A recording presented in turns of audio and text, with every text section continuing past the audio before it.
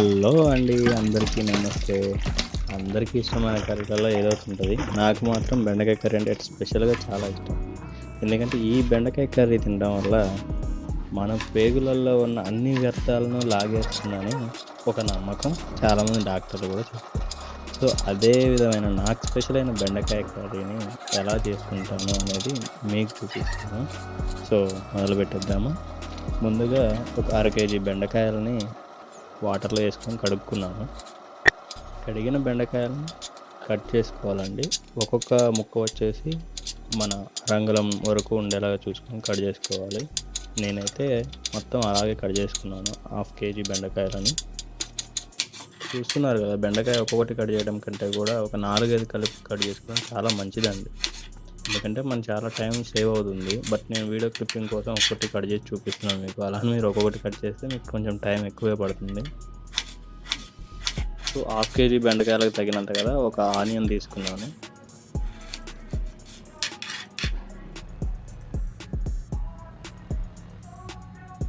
ముందుగా ప్యాన్ తీసుకొని అందులో ఒక 2 స్పూన్ల మందం ఆయిల్ వేసుకున్నాను. నేను ఆయిల్ కొంచెం తక్కువ తింటా కాబట్టి నాకు తగినంత ఘనంగా నేను వేసుకున్నాను. మీరు తినాలి అనుకుంటే కొంచెం ఎక్కువ వేసుకోవచ్చు. బట్ ఈ ఆయిల్ అన్ని రిఫైండ్ ఆయిల్స్ కాబట్టి కొంచెం తగ్గించేసుకోవడమే మంచిది. ముందుగా ఆయిల్ వేడెక్కేంత వరకు వెయిట్ చేసి తర్వాత అందులో కొన్ని తాలింపు గింజలు వేసాను.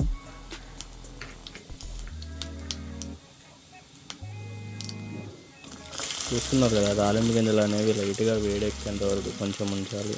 తర్వాత నేను కట్ చేసుకున్న ఆనియన్స్ని కూడా వేసాను. ఈ ఆనియన్స్ అనేవి లైట్గా కొంచెం వేగి బ్రౌనిష్ కలర్ రాకముందే కొంచెం దోరగా అయ్యేంత వరకు ఎంచుకోవాలి.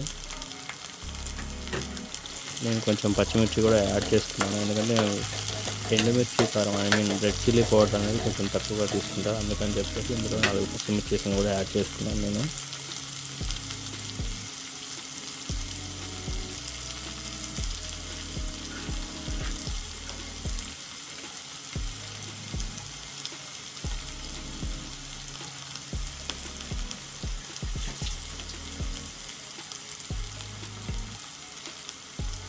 మామూలుగా ఎప్పుడైనా ఎవరికైనా అర్థమైంది ఏంటంటే, కొంచెం కుకింగ్ స్టార్ట్ చేసిన తర్వాత ఆ బౌల్ అనేది వేడెక్కుతున్న కొద్దీ మనకు అర్థమవుతుంటుంది. అందులో ఉన్నవన్నీ కిందికి మగ్గుతున్నప్పుడు ఆ మగ్గిన తర్వాత మన కళ్ళకు కనిపిస్తుంది, ఓకే ఇది సరిపోతుంది అని. అలా అనిపించేంత వరకు నేను వేయించుకుంటాను. ఇప్పుడు ఇది నా స్టైల్ ఆఫ్ ప్రాసెస్.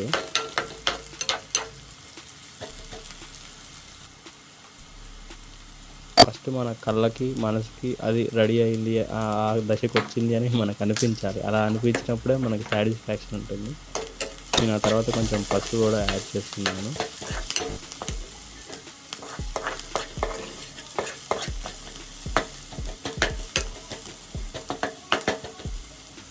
పసుపు గురించి ప్రత్యేకంగా చెప్పాల్సిన అవసరం లేదనుకుంటా, మీకు ఆల్రెడీ తెలిసే ఉంటుంది యాంటీబయాటిక్ అని. బట్ చాలా వరకు చూసుకోండి, మార్కెట్లో యాంటీబయాటిక్ అని ఎక్కువగా తీసుకుంటున్నాం పసుపు. కాకపోతే మార్కెట్లలో చాలా వరకు దొరికే పసుపు అంతా కూడా కల్తీ పసుపే దొరుకుతుంది.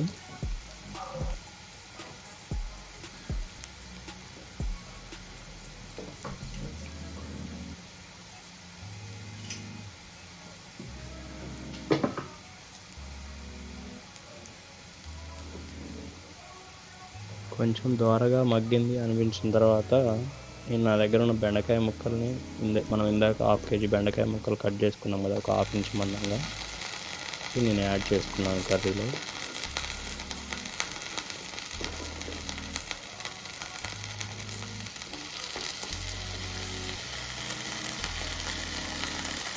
బెండకాయ ముక్కలలో ఏముంటుంది తెలియదు కానీ జిగురు ఒకటే కారుతూ ఉంటుంది. అందుకనే మనకి ఈ జిగురు అంతా పేగులు కంటుకొని పేగులలో వ్యర్థాలన్నీ తొలగిపోయినట్టు చెప్తూ ఉంటారు.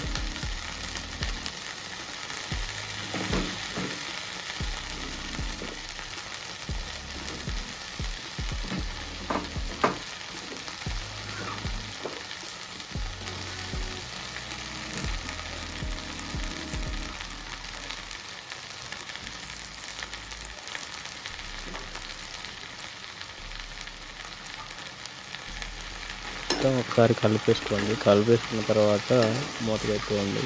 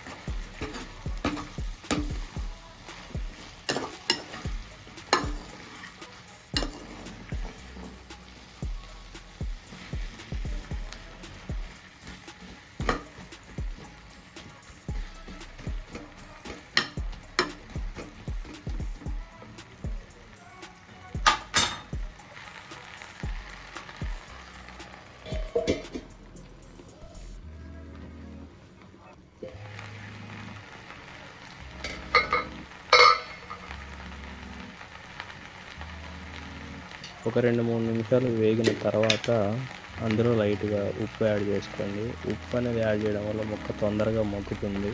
ప్లస్ మనకు రుచికి కూడా ఉప్పు చాలా బాగా ఉంటుంది. నేను తగినంత ఉప్పు వేసుకున్నా, మీరు ఎంత తింటారో దానికి తగినంత వేసుకోండి.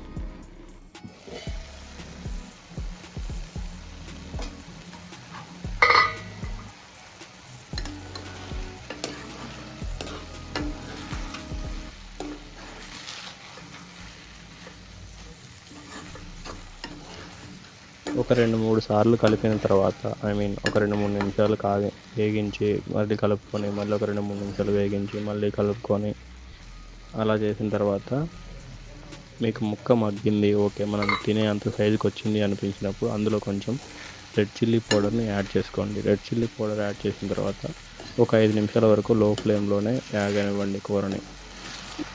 మీకు తెలంగాణ వేగనివ్వడం అంటే అర్థమవుతుంది కదా, సన్నని ఫ్లేమ్లో మండనివ్వండి, అందులోనే అది ఉడుకుతుంది.